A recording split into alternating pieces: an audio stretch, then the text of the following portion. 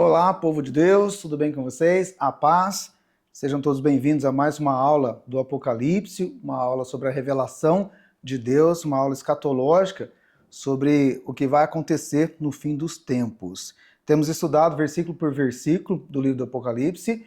Paramos na última aula no capítulo 4, que foi a visão do trono de Deus.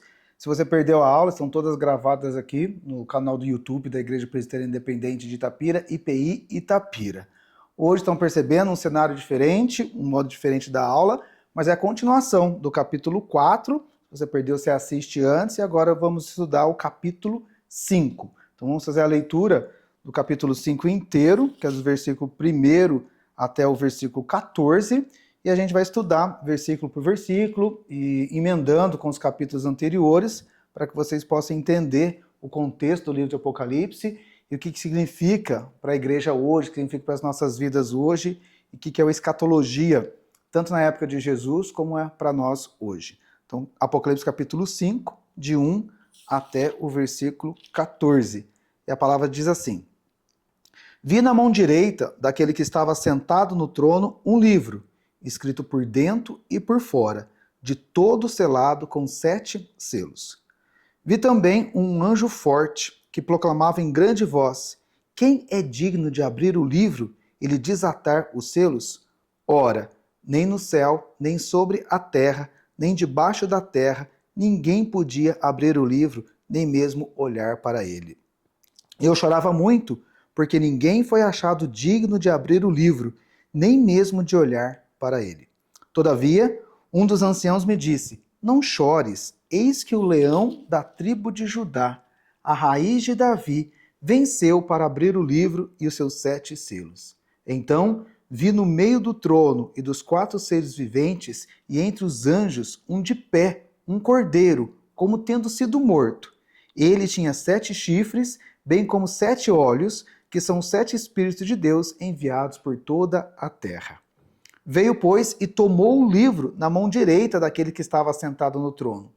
E quando tomou o livro, os 4 seres viventes e os 24 anciãos prostraram-se diante do cordeiro, tendo cada um deles uma harpa e 7 taças cheias de incenso, que são as orações dos santos. E entoavam um novo cântico, dizendo: Digno é de tomar o livro e abrir-lhe os selos, porque foste morto e com teu sangue comprastes para Deus os que procedem de toda tribo, língua, povo e nação. E para o nosso Deus o constituíste reino e sacerdotes, e reinarão sobre a terra. Vi e ouvi uma voz de muitos anjos ao redor do trono, dos seres viventes e dos anciãos, cujo número era de milhões e milhares de milhares, proclamando em grande voz: Digno é o cordeiro que foi morto, de receber o poder e a riqueza, a sabedoria, a força, a honra e a glória e o louvor. Então ouvi que toda criatura que há no céu e sobre a terra, debaixo da terra e sobre o mar, e tudo que neles há, estava dizendo: Àquele que está sentado no trono e ao Cordeiro, seja o louvor e a honra e a glória e o domínio pelo século dos séculos. E os quatro seres viventes responderam: Amém. Também os anciãos prostraram-se e o adoraram. Amém. Queridos, é sempre bom quando nós estudamos a Bíblia, nós orarmos a Deus. A gente sempre tem que pedir orientação para Deus, porque Deus é o autor dessa palavra. O Espírito Santo que inspirou João, até nesse livro é muito explícito, que tudo que João visse, ele deveria escrever, mas era a inspiração do Espírito Santo, o próprio anjo, Deus, mostrando para ele o que ia acontecer. E nós hoje, nós devemos orar. Sempre peça sabedoria para Deus quando você está estudando a Bíblia. Peça para que você vá além da letra, que você entenda espiritualmente este texto. Então nós vamos orar pedindo a Deus. Peço que você também faça a sua oração, onde aí que você estiver, pedindo essa sabedoria de Deus para que você possa entender, compreender e principalmente praticar a palavra de Deus. Queridos, no capítulo 4, começa um culto, aqui é um cenário de um culto de adoração, né? Tem Deus assentado no seu trono, tem todo o povo ali ao redor do trono de Deus, tem o Espírito Santo, tem os anjos todos proclamando, todos cantando nessa visão que tem do capítulo 4, que é do trono de Deus. No capítulo 5, o culto continua, ainda é uma imagem muito litúrgica de anjos cantando, dos seres viventes, dos 24 anciãos, todo glorificando. Tem 2 hinos aqui, bastante conhecidos, 2 hinos maravilhosos aqui no meio e no final do texto, mas o contexto é a continuação dessa visão no trono, que o João viu, e de repente, ele mesmo fala no capítulo 1, né, vi na mão direita daquele que estava assentado no trono. Então continua a imagem do trono de Deus, e agora ele vê uma coisa diferente, algo é introduzido nesse cenário litúrgico, nesse cenário de culto, que é um livro. Eu vi no trono um livro escrito por dentro e por fora e todo selado com 7 selos. Então aqui começa já a visão apocalíptica, a visão dos 7 selos, depois vai ter as 7 taças, depois vai ter as 7 trombetas. Então já falei que esse número 7 ele é muito simbólico e simboliza mesmo a totalidade, simboliza a perfeição dos planos de Deus, de toda a criação, desde antes mesmo da fundação do mundo, mas desde a criação até o final do Apocalipse, tudo sob o controle de Deus. Então ele vê este livro todo selado, e o selo na Bíblia, no Antigo Testamento, um livro, não é igual esse, por exemplo, que a gente tem a Bíblia aqui, nesse formato, eram rolos, tipo rolos de papiro, ou de pele de carneiro, pele de animal, eles eram enrolados e tinha um selo, tipo um selo de um rei. Eles colocavam uma cera, uma vela realmente derretida, e selava, e só quem tinha autoridade podia quebrar esse selo. Então, por exemplo, se era uma comunicação oficial de um rei, de um general, se alguém velasse, se alguém quebrasse esse selo sem autorização, poderia até ser morto, porque era só o rei poderia, ele era digno de abrir ou fechar este rolo, este selo. Então essa é a visão, porque Deus está sentado no seu trono, ele tem toda a autoridade, ele está na mão direita também é um símbolo de poder, de governo, então, através da sua destra, Deus criou todas as coisas, Deus governa todas as coisas, tanto é que no capítulo 1, quando Jesus anda no candeeiro, né, o símbolo das igrejas, Jesus anda sobre as igrejas, e ele diz que os anjos, os mensageiros dessa igreja, estão na sua mão direita. Então o poder é o controle de Jesus na igreja, nos anjos, e todos aqueles que levam a mensagem estão sobre a mão de Deus. E este livro, na mão direita de Deus, também simboliza isso. Deus tem poder sobre toda a história, porque aqui ele vai revelar o que vai acontecer. Na verdade, o que está acontecendo e o que vai acontecer. Porque no capítulo 1, também o anjo falou assim para João, olha, escreve as coisas que são e as coisas que hão de vir. Ou seja, as coisas que já estão acontecendo, então nem toda a visão é futurística.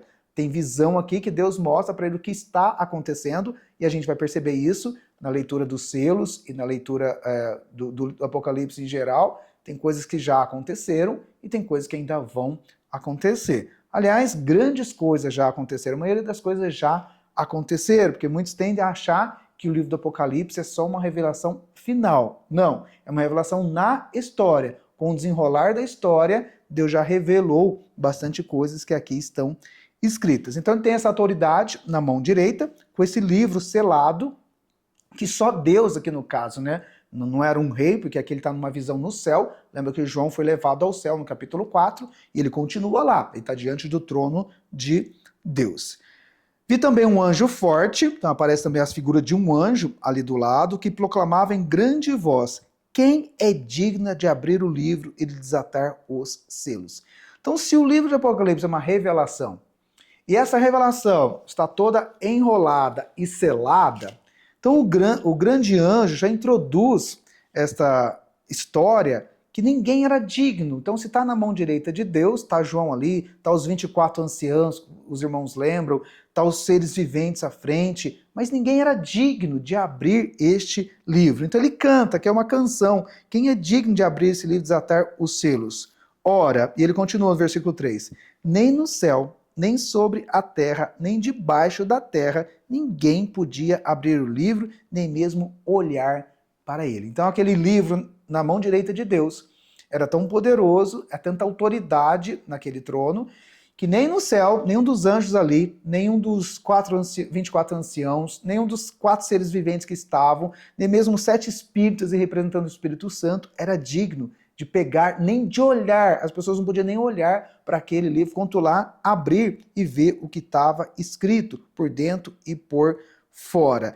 E nem na terra, nem debaixo da terra, ou seja, nem seres visíveis e invisíveis, nem anjos, nem potestades, ninguém tinha autoridade para abrir aquele livro. Então João ficou decepcionado. Lembra que João foi levado lá, ele está participando desse cenário todo, ele fica decepcionado e ele chora no versículo 4. Então eu chorava muito, porque ninguém foi achado digno de abrir o livro, nem mesmo de olhar para ele. Então, como se João não pudesse ver o desenrolar da história. É como se João não pudesse ver o que ia acontecer com a igreja, como se João não pudesse conhecer ali, ser revelado a ele, o que ia acontecer com aqueles que estavam sofrendo, inclusive ele estava sofrendo na ilha de Patmos, preso por causa do evangelho, por causa do testemunho, e sem saber o que estava a acontecer. Então, lembrando que o livro do Apocalipse é um livro de esperança. Esse livro trouxe muita esperança para aqueles que estavam sendo perseguidos na época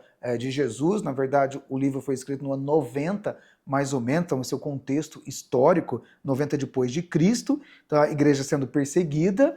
E aqui eles querem esse conforto, né, de Deus. O que vai acontecer? Vamos continuar sofrendo, sendo perseguidos, sendo presos? Então, João aqui lamenta, é como se fosse toda a humanidade lamentando. Poxa, mas ninguém é digno, ninguém vai abrir esse livro, ninguém vai ler para a gente o que vai acontecer, a gente não tem esperança, a gente não pode nem olhar para este livro. Aí que veio um conforto, eu gosto muito desta ideia do versículo, do capítulo, versículo 5, todavia um dos anciãos me disse, olha a palavra de conforto, não chores. Aliás, essa palavra aparece mais ou menos 365 vezes na Bíblia inteira, não chores, porque é uma palavra de conforto. Então, curiosamente, é quase que uma por ano, né? Uma vez por ano a gente tem essa expressão, não chores, como um conforto de Deus. E mais um ele recebe aqui, não chores, eis que o leão da tribo de Judá, a raiz de Davi, venceu para abrir o livro e os 7 selos. Então aqui ele dá uma referência de Jesus Cristo. No capítulo 4, Jesus Cristo não tinha aparecido ainda, porque mostra Deus sentado no trono, mostra os 7 espíritos, as 7 chamas representando o Espírito Santo, mas não tinha falado nada do Filho ainda, não tinha falado nada de Jesus Cristo, o que é introduzido. Lógico que ele aparece no capítulo 1, ele aparece nas cartas, todas as cartas ele que escreve para as 7 igrejas, ele se apresenta nas 7 igrejas, mas aí quando João é levado ao céu, e toda a visão do trono de Deus, ainda não tinha aparecido a imagem de Jesus Cristo, a figura de Jesus, e aparece agora, quando ele é apresentado como o leão da tribo de Judá. Então ele é o representante da tribo de Judá, ele é o Messias, o leão da tribo de Judá, é o Messias que todo judeu estava esperando, e que Jesus Cristo veio como esse Messias, como esse Salvador de toda a humanidade. Então ele faz essa referência à tribo de Judá, representando as 12 tribos de Israel, então desde a aliança do Antigo Testamento. Lembre-se que os 24 anciãos, 12 de um lado representava as 12 tribos de Israel, então era o povo da antiga aliança, e os 12 do lado direito representavam os 12 apóstolos, né, a nova aliança. Então Jesus é citado como o leão da tribo de Judá, da antiga aliança, o Messias esperado. E a raiz de Davi também é uma referência a Jesus Cristo, ao Messias, a Jesus mesmo que nasceu aqui na terra, porque foi previsto, foi profetizado pelo profeta Isaías, que ele viria da raiz de Jessé, né? Que ele é a raiz de Davi. Então está se referindo tanto o Messias do Antigo Testamento esperado, quanto Jesus, o Messias que veio à Terra, juntando de novo as duas alianças, tanto do Antigo Testamento quanto no Novo Testamento. E o detalhe importante, né? Ele venceu para abrir o livro e os seus selos. E venceu o quê?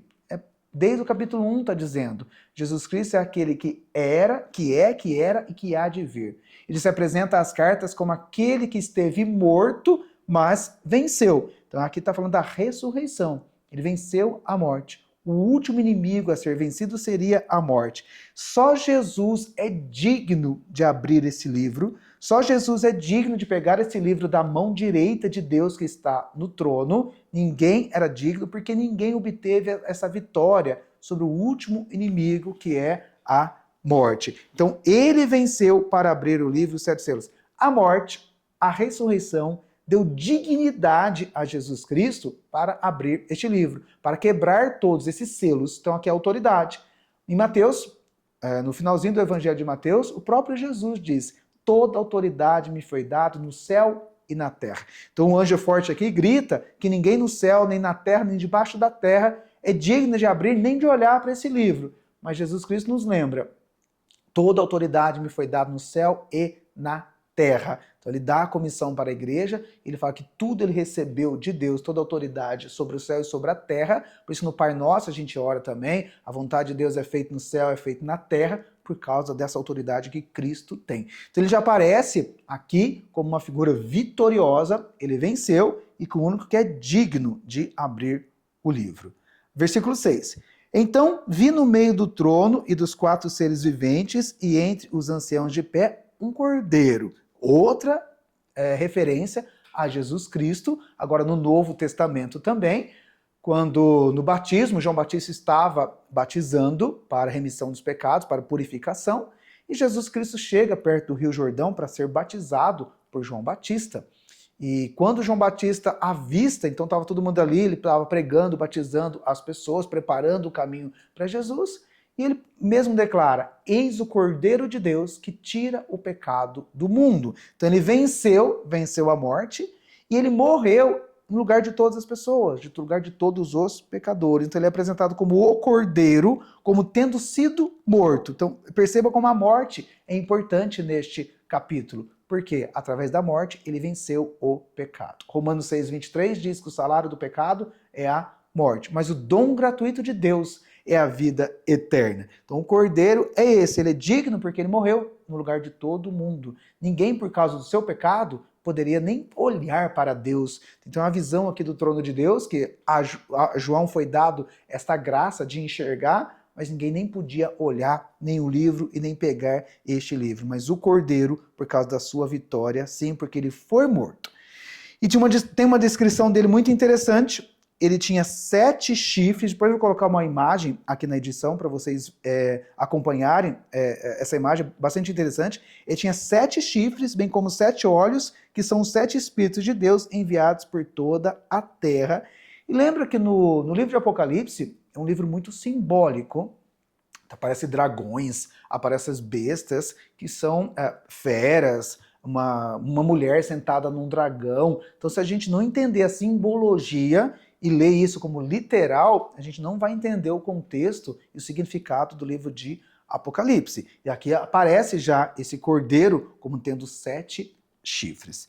Chifres, no Antigo Testamento, hoje tem uma conotação totalmente diferente, né, sobre chifre, mas no Antigo Testamento, até no Novo também no contexto, por vários séculos, os primeiros séculos da Igreja Cristã, chifre é poder. Então se Jesus Cristo tem 7 chifres, e o 7 simboliza totalidade ou perfeição, significa que ele detém todo o poder. Vocês vão ver depois, mais para frente, que a besta, por exemplo, vai aparecer com 10 chifres. Como assim? Jesus só tem 7 chifres e a besta tem 10 chifres. Será que a besta tem mais poder do que Jesus Cristo?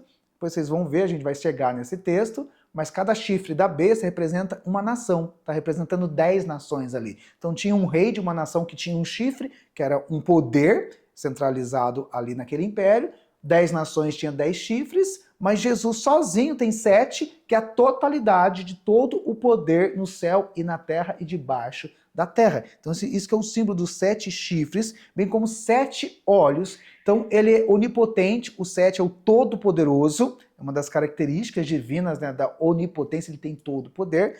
E os 7 olhos é que ele está em todos os lugares, que são os 7 Espíritos de Deus. Lembra que lá no capítulo 4, na frente do trono, tem as 7 tochas, as 7 chamas, que são os 7 Espíritos de Deus. Aqui é presente como Jesus tendo 7 olhos, que significa que os olhos do Senhor estão em toda a parte. Simboliza onipresença. Deus tem todo o poder e está em todo lugar ao mesmo tempo. Aparece lá nas cartas do capítulo 2. Ele aparece em todas as igrejas. Então ele fala que ele está andando entre as igrejas, ele consegue estar em Tiátira, em Sardes, em Pérgamo, em Laodiceia, e na ilha de Patmos, onde João estava, ele está presente em todos os lugares. Então ele não só venceu, como ele é digno, não só está no céu, à direita de Deus Pai, mas ele é digno porque ele está em todos os lugares. Ele detém todo o poder, nenhum rei na terra mais poderoso do que esse cordeiro, nenhum ser caído, nenhum ser espiritual é mais poderoso do que Jesus Cristo. E o diabo também, por exemplo, não pode estar em todos os lugares ao mesmo tempo. Muitas pessoas acham que sim. Não, mas o diabo está na terra e ele tem os seus demônios. Então tem demônios espalhados pela terra, tem vários demônios. Se você ler Apocalipse capítulo 12, 1/3 dos anjos caídos foram expulsos do céu. Então 1/3 dos anjos foi precipitado para a terra, diz o texto. Então tem muitos anjos caídos, mas eles não estão em todo lugar ao mesmo tempo. Isso é uma característica somente de Deus, isso é uma característica somente do Cordeiro. E também de presente, passado e futuro. Esses 7 olhos não só conseguem estar em todos os lugares ao mesmo tempo, como não tem tempo. Então Deus está no presente, Deus está no passado e Deus está no futuro. Deus não tem essa relação de tempo que nós temos. Então isso demonstra uma segurança, um poder muito forte para João. Deus sabia o que estava acontecendo, Deus sabia o que estava acontecendo com João, Deus sabia o que estava acontecendo com cada igreja ali representada. Ainda hoje, Deus sabe o que está acontecendo com todas as igrejas, com todo o mundo, com todas as nações. Depois, no capítulo 6, nos selos, vocês vão ver que Deus controla cada guerra, porque tem os 4 cavaleiros do Apocalipse, aliás, muito interessante, capítulo 6 também, que vamos estudar juntos, mas Deus tem nas suas mãos toda a guerra, Deus tem todo o controle de todas as coisas e todos os tempos. Então essa imagem, essa mensagem passada à igreja dá muita segurança desse Cordeiro poderoso, desse Cordeiro onipotente e onisciente e que pode abrir esse livro, ou seja, tem controle, pode pegar da mão direita de Deus e abrir e revelar e controlar toda a história, não só da igreja, mas toda a história de toda a humanidade. Versículo 7. Veio, pois, tomou o livro da mão direita daquele que estava sentado no trono, da autoridade que ele tinha. Ninguém podia nem olhar para esse livro, mas ele foi lá e tomou com toda a autoridade, com todo o poder, ele pegou este livro na mão de Deus, e quando tomou o livro, os 4 seres viventes e os 24 anciãos prostraram-se diante do Cordeiro, tendo cada um deles uma harpa e taças de ouro cheias de incensos, que são a oração dos santos. Então, aqui acontece uma visão do trono, né? Uma visão também do templo que existia aqui na Terra, o templo de Deus. Hoje o templo de Deus somos nós, mas até o ano 70, o próprio Jesus Cristo falou que aquele templo de Salomão seria destruído, não haveria pedra sobre pedra. Realmente até hoje não foi reconstruído esse templo, porque hoje o templo somos nós. Mas tem uma visão aqui, né, de todos estavam lá, e tinha as taças cheias de incenso, então o incensário fazia parte do trono de Deus. E o incensário é uma figura muito interessante também, porque através do incenso sobe-se a fumaça, e essa fumaça o texto descreve como sendo a oração dos santos. Então Deus estava presente, Deus tinha ouvido, Deus recebeu todas as orações. Então essa taça de ouro cheia de incenso, que são as orações dos santos, é Deus dizendo, olha, vocês estão sendo perseguidos, vocês estão sofrendo, vocês estão acontecendo tudo, mas eu estou sabendo de tudo. Eu ouvi a oração de todos vocês, não só de João, de toda a igreja, como até hoje esse incensário ainda existe, toda a oração está subindo diante de Deus. Aí, aquele lamento que João estava lá no versículo 4, João chorava, se lamentava que ninguém era digno. Depois dessa revelação, muda totalmente a história. Não só para João, mas olha, todos aqui, fala que os seres viventes, todos os 24 anciãos, viram Jesus Cristo pegando esse livro, viram a taça levando as orações de todos os santos, aí eles começaram a entoar um cântico dizendo, aí tem essa doxologia, né, tem esse hino, tem essa exaltação do nome do Cordeiro, ele já celebrando, que é um sinal de vitória também, a igreja junto aqui, adorando a Deus, dizendo, digno és de tomar o livro e abrir-lhe os 7 selos, porque foste morto e com teu sangue compraste para Deus os que procedem de toda a tribo, de todo o povo e de toda a língua e de toda a nação. Então, eles glorificam a Deus, porque ao pegar esse livro, ele tem no controle todo o povo, toda a nação, e ele comprou com o seu sangue, tá? Que é o sangue de Cristo, né? O Cordeiro que derramou o seu sangue. E todos que vêm de toda a língua, todo o povo, toda a nação, inclusive até hoje, esse texto é válido até hoje, porque o Evangelho de Deus está sendo pregado, e as pessoas são encontradas e compradas por Deus. Com o seu sangue comprastes para Deus. E para o nosso Deus, o constitui-se reinos sacerdotes e reinarão sobre a terra. No final das cartas, Deus dava uma vitória e ao vencedor tinha uma recompensa. E uma das recompensas é reinar com Cristo sobre toda a terra. Então aqui já é uma pré-figuração da mesma vitória que o Cordeiro teve. Agora os anjos podem cantar, os seres viventes podem cantar, o povo da antiga aliança, da raiz de Judá pode cantar, da raiz de Jessé pode cantar, todos a uma só voz podem cantar a vitória que existe sobre Jesus Cristo. Aí no versículo 11, vi, então vai aparecer muito essa expressão vi, porque João está tendo uma visão. Então ele descreve tudo que ele viu. Então ele está escrevendo aqui, ó. Então o versículo 11 aparece de novo. Vi e ouvi, ele não só viu, mas ele falou que ouviu uma voz de muitos anjos ao redor do trono, dos seres viventes, dos anciãos, cujo número era de milhões e milhares de milhares, proclamando em grande voz. Então eles continuam a adoração a Deus. Agora juntaram-se os anjos. Estavam os seres viventes, os anciãos do Antigo Testamento, do Novo. Agora os anjos também cantando, digno é o Cordeiro que foi morto. Ó, falei que a morte era importante nesse texto, né? Compreender a morte de Jesus Cristo e a vitória que ele conquistou na morte. Então eles dignificaram o Cordeiro de novo, que foi morto. Agora ele é digno de receber o poder, a riqueza, a sabedoria, a força, a honra, a glória e o louvor. Então ouvi que toda criatura que há no céu e sobre a terra, todos, debaixo da terra e sobre o mar, e tudo o que neles há, estavam dizendo. Eles continuaram cantando. Aquele que está sentado no trono e ao Cordeiro, seja o louvor e a honra e a glória e o domínio pelo século dos séculos, ou seja, por toda a eternidade, Jesus Cristo será glorificado, Jesus Cristo será adorado, porque ele conquistou esta vitória, este poder para todas as pessoas e para todos os seres, né? Porque aqui fala que é sobre a terra, debaixo da terra, sobre o mar, tudo que neles há, tudo que existe na terra, estava cantando ao Cordeiro, louvando ao Cordeiro. Aí finalizando, no versículo 14, e os 4 seres viventes respondiam. Lembra que os 4 seres viventes em frente ao trono representam a criação. Então toda a criação de Deus responderam, amém. Também os anciãos prostraram-se, adoraram. Então eles encerram essa visão do culto, eles encerram essa visão do Cordeiro que é digno de adoração, o Cordeiro que é digno de abrir os selos. Então antes de revelar os selos,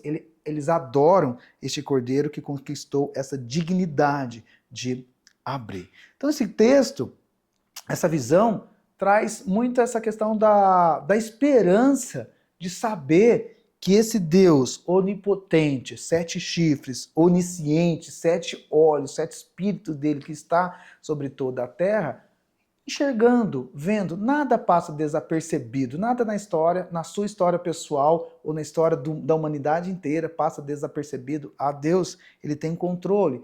E ele já venceu, só que tem um tempo. O Apocalipse vai mostrar muito isso. Então quando fala ser fiel até a morte, toma cuidado com aquilo que você já conquistou, continue firme, persevere. Depois, num dos selos também, eles vão clamar pelo sangue derramado, por causa do testemunho. Muito interessante essa abertura desse selo, mas que Deus falando, calma, tenha paciência, que está tudo sob controle, mas a vitória nós já temos.